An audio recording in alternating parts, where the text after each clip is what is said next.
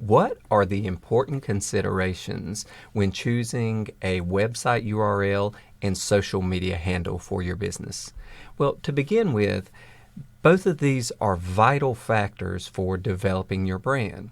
You have an idea of what you want your business to be, what do you want it to stand for, what you want it to represent. So much of that needs to be incorporated into the brand.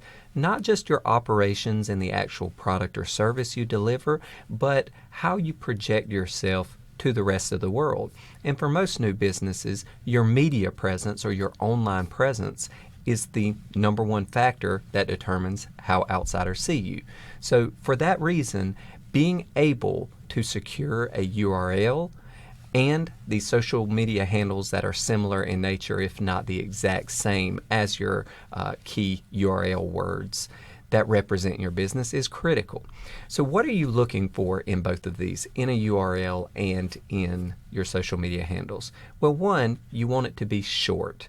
So oftentimes it will not be your full business name. It will be some abbreviation, some acronym, something that represents your business that is less than the entire name of the business, because often the name of the business just doesn't fit well for URLs, particularly if it is very long or it has apostrophes or something like that in it. It makes it more difficult to find in terms of searching for social media handles and URLs. Okay, while the URL may be available, once again, you want a URL that is short, it is easy to recall, and once again, representative of your brand. The same goes for all social media handles, which are normally some, again, representation of your URL and business name.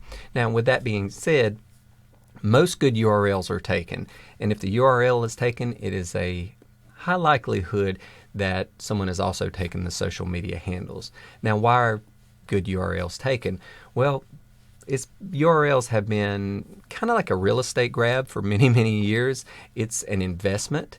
Nearly every four-letter URL that exists has been registered and is available for sale. Now, the supply is limited, demand is high. So, and when I say this, I mean particularly .coms, because .coms are the desired URL ending. Other forms of ending just create confusion or are less likely to be found. Probably second on the list as far as desirability is .co or .net or .io, one of those. All of those are good options if the .com is not available, but having a .com versus a .co or .io or .net or .biz, it is exponentially more valuable because, once again, we associate URLs with the .com. So most good .com URLs are taken, and many of the .co and .io and .biz ones are taken.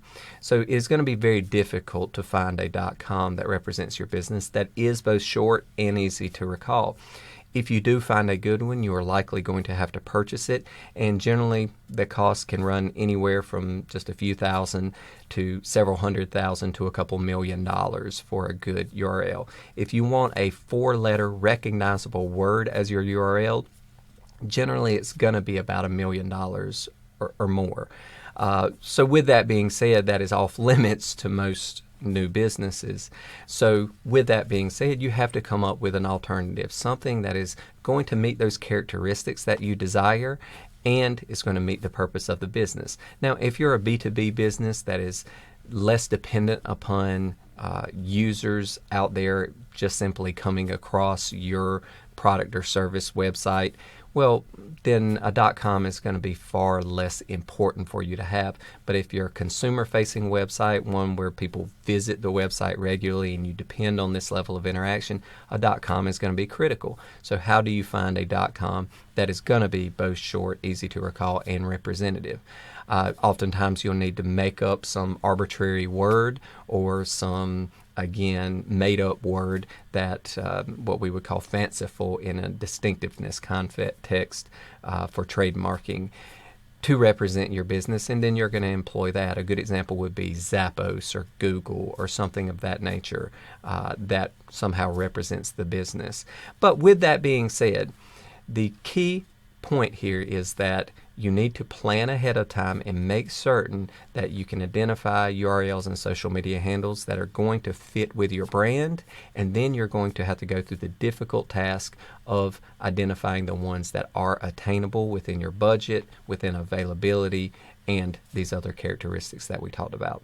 So hopefully this helps you when making determination of what URL to choose and what social media handles will fit with your business name, brand, etc.